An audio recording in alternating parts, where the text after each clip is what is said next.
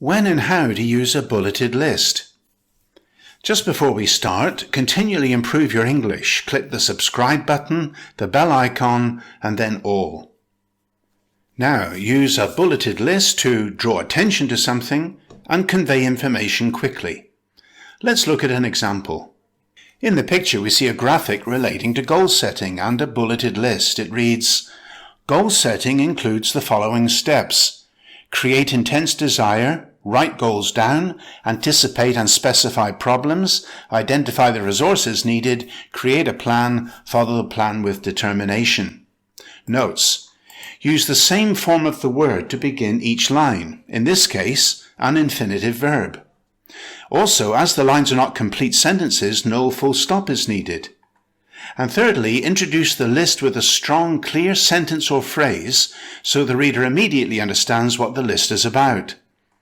Let's look at another example. The picture shows a bulleted list from a blog. You can see that bulleted lists can include full information and complete sentences, as in this example. Notice how each bullet point begins with a subject highlighted in bold, followed by a colon, and then one or two sentences. This format allows the reader to get the information quickly and makes browsing and scanning easy.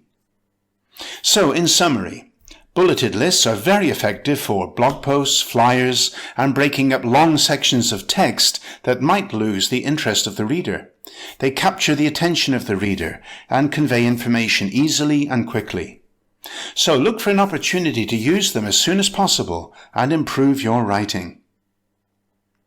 Has this video helped you? Then like, share, or comment now.